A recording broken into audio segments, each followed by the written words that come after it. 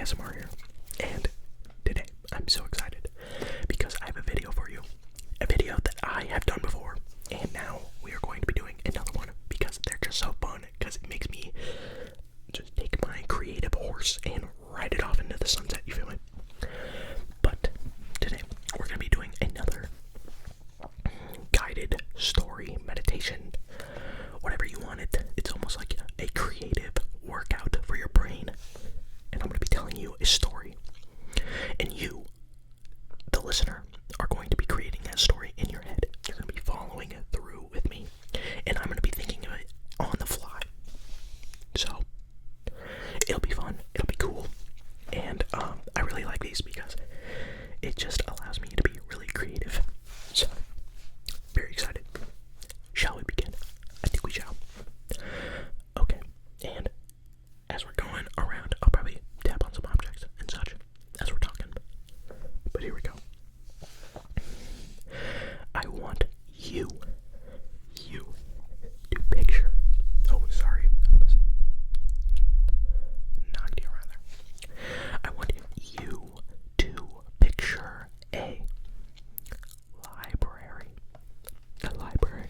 We start our adventure in a library, and this is not an ordinary library. No. If you pictured your local library, think a little bigger, a lot larger. You are sitting at the table reading a book that you just found. What is on this book? It is a bug encyclopedia. Hey, that's pretty cool. You think to yourself, I don't know much about bugs. You're looking through the pages, you see the different types of critters and cool little insects. You look up and you see the books towering above you. They stretch on for miles and miles and miles. You look to your left, you look to your right, and there's books and books and books that seem to go on forever.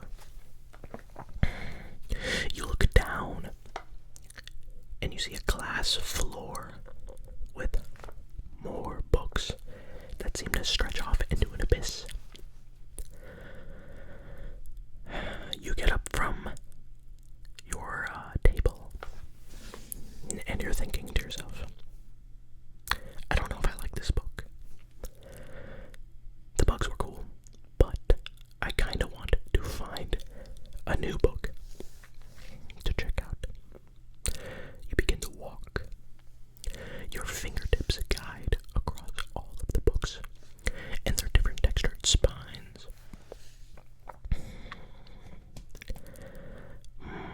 Which book shall you check out? There's so many that it might be impossible to choose. But as you are walking, the librarian comes in out of nowhere. He's the lion librarian. The librarian lion. Lion librarian. His mane is big and fluffy, and he has a huge nose. That of a big lion, of course.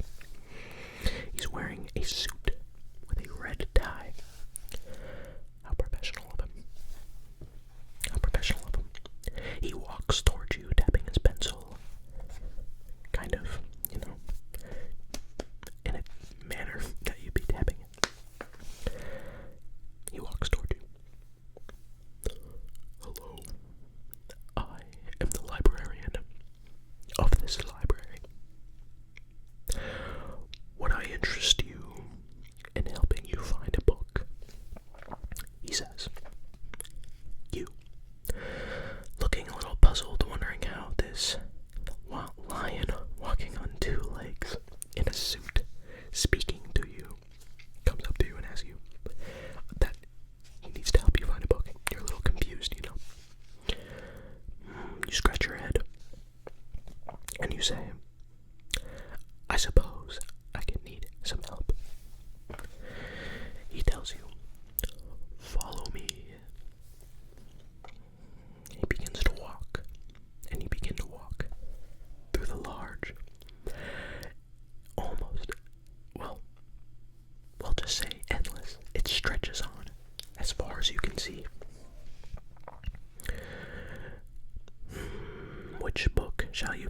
There's so many different colors, so many different lengths of, pages. It's impossible to choose. He pulls out a book. It's very wide. He shows you. It has a green cover. And you don't even know what it says. You ask him, what does it say? He looks at you, puzzled, and shrugs his shoulders, and says, I do not know. I've never seen this book before. How interesting, you think? Not one time has he seen this book. He looks at you again and says, I could have sworn I've seen every book in this library, but this has never came across my desk. As you open this book to do a little detective work, the book sucks you in and the lion, and you guys seem to be on some sort of adventure. You try to run away, but the book engulfs you into an entire world.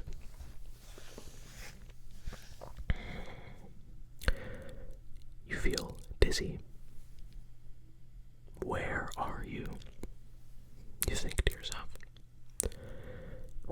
And you wake up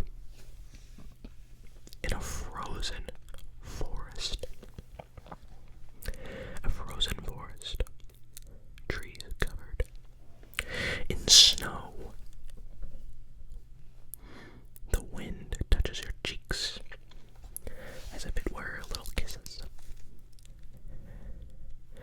The lion shivers. I should have brought my coat, he says. You pull out your beanie and you put it on, and it's nice and snug.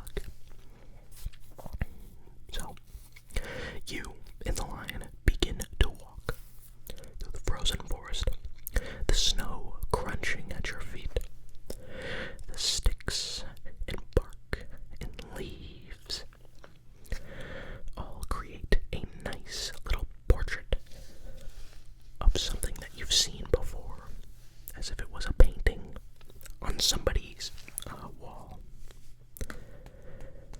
We should make a fire, you say to the lion. He nods in agreement. I will gather the sticks, he says, raising his finger in the air. Great idea, you say. I will look for sticks as well. How interesting. So you and the lion begin your little voyage looking for sticks to create this fire. You rub your hands together to keep them warm. You rub your hands together to keep them warm. After some time passes, you create these little fires. You shiver and hold close to the fire, as does the lion.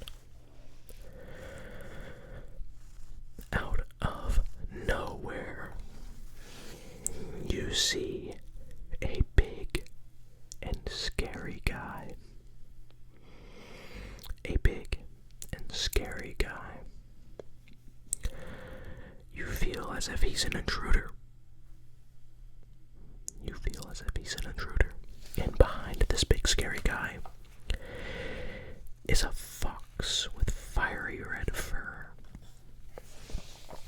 And they walk right up to you. Do you guys belong here? The big scary guy says, crossing his arms in disagreement. You look at the big scary guy, and you look at the fox playing with his thumbs, avoiding confrontation. His fiery red fur contrasts the white snow. Standing on 2 feet,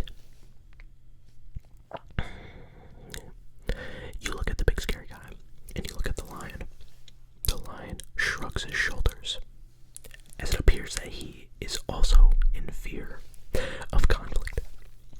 So, you speak for the lion. I believe that we are not supposed to be here. We have been brought into this world from opening a book. The fox now looks concerned. A book, you say? Would it happen to be a green book? Now you and the lion look a little concerned as well. Why, yes it was, you say to the fox. How do you know about this book? The fox slaps his knee and says, that book used to be mine. We gotta get it back. Well, how are we supposed to get the book back, you say? We are inside of the book. The big scary guy puts his hands on his head and now looks as if he's seen a ghost. You mean to tell me we are inside of the book? This cannot be happening, he says. The fire goes out and it starts to go dark. Oh no. Oh no. The fox says, hurry everybody. Get on my back. And the fox, as you get on his back with the lion and the big scary guy, and they begin to fly away. Fly away. You fly off as the sun sets and dark begins. He takes you to a castle with two pillars on each side, as you see, as if they are archer towers made of brick, gray brick.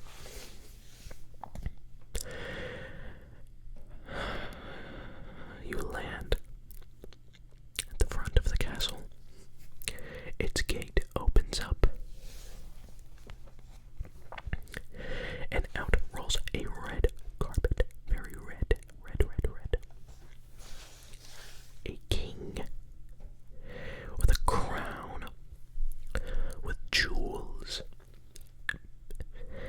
and gold, steps out wearing his red robe and his staff with a green emerald at the end. The king walks on the carpet as the gate is opening, and he approaches the four of you. Well, well, well, Mr. Fox, what have you brought me this time? The big scary guy intrudes this conversation. It appears that the fox has lost us in his book, and we haven't even known this whole time. How is this possible? The king says. I trusted you with the book. How must we get it back? Well, the fox says,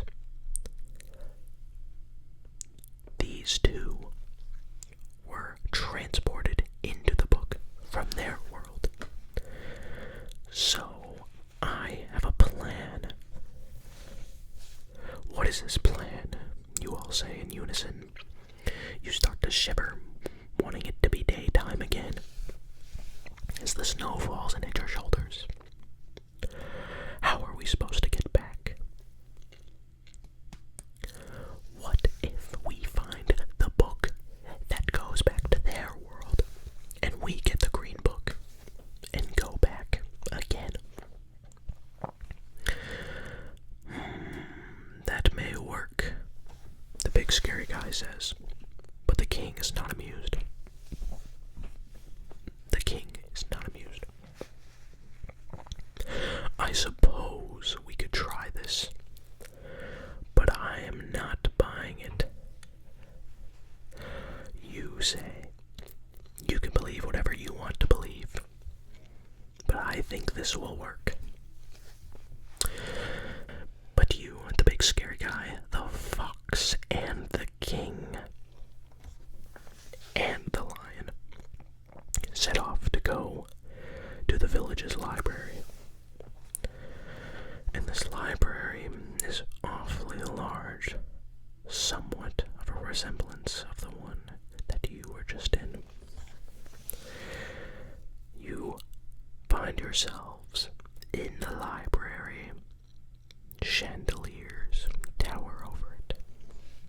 On the ceiling, candles everywhere, and it smells like strawberries. How interesting. I'll go this way. You look on the second floor, the king says.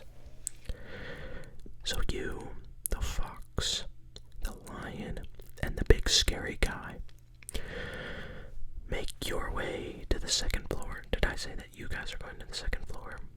Yes, we did. Okay. Wonderful news. You look at the second floor. You check each and every book.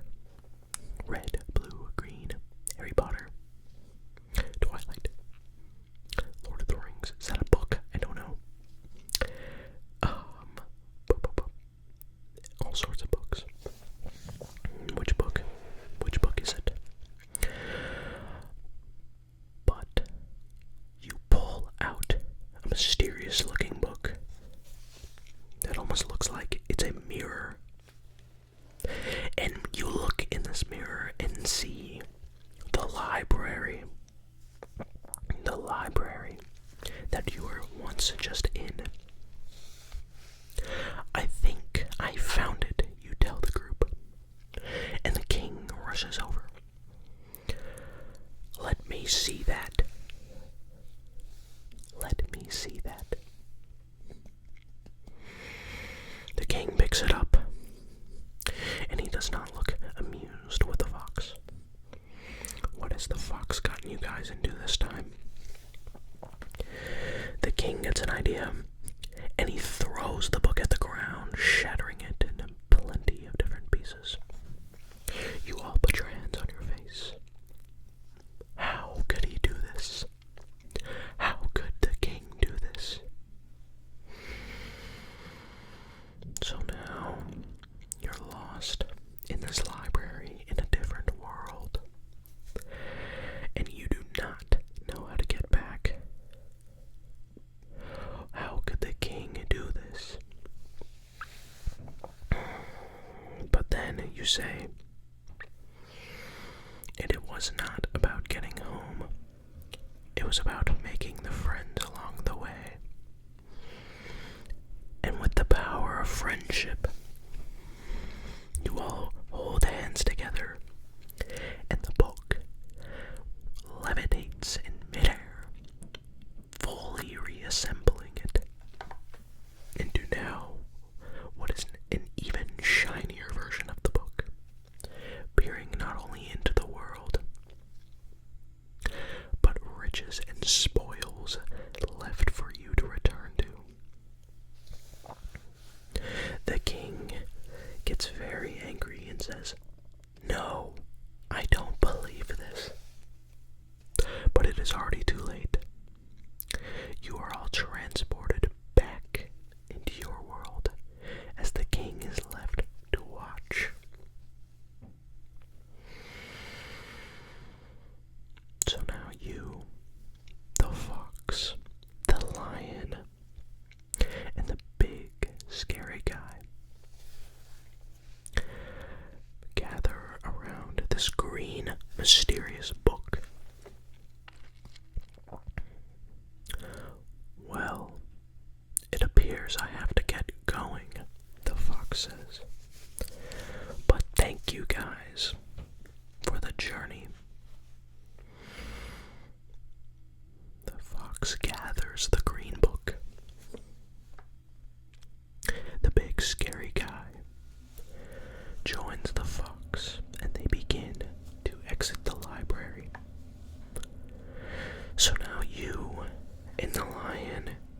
are left to think, what just happened? What just happened? The lion says to you, well, it appears that we didn't just find any ordinary story, but we learned a lesson that is more valuable than words on a paper. You agree, nodding in confirmation at the lion. He says, well, it looks like I have to get tending to my novels once again. Perhaps I will see you on another adventure. You shake hands with the lion. You shake hands with the lion and walk in the opposite direction in search for another book. Alright, that was a cool little story, wasn't it? I don't know. I thought it was cool. But yeah.